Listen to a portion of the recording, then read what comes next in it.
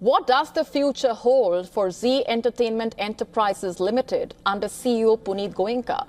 What defines Zee's journey from merger ambitions to an outright focus on growth? Puneet Goenka stresses on creating strong content and telling strong stories above all else on India's only completely homegrown network. Listen in to an excerpt from this interview, where Puneet Goenka speaks to Zee Business Managing Editor Anil Singhvi.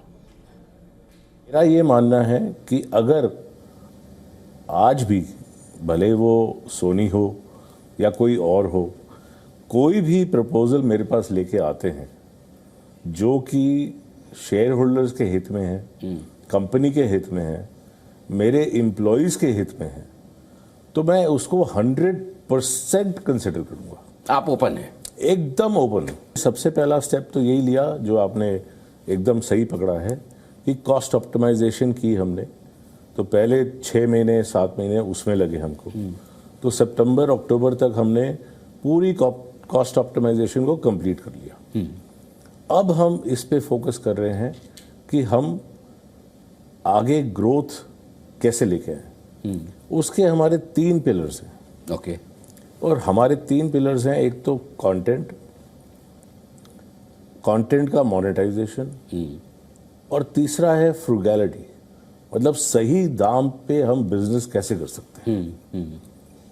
तो ये हमारे 3 pillars हैं जिस पे हम काम कर रहे हैं। देखिए, मैं तो ये मानता हूँ कि हमने कॉर्पोरेट गवर्नेंस को लेके बहुत काम किया है। जितनी कंप्लायंसेस हम आज की डेट में कर रहे हैं, शायद ही इतनी कोई लिस्टेड कंपनीज होंगी जो करती होंगी। हम पूरी इंडिपेंडेंट बोर्ड रन कंपनी है। जैसा कि मैंने कहा कि मैं तो अभी बोर्ड पे भी नहीं हूँ, तो कोई प्रमोटर बोर्ड पे नहीं है, तो सिर्फ इंडिपेंडेंट डायरेक्टर्स ही बोर्ड के ऊपर हैं।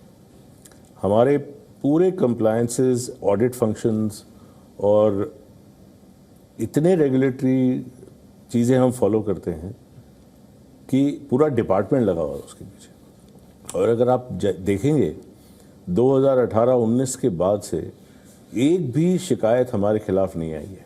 To stay up to speed with the latest news, download the WION app and subscribe to our YouTube channel.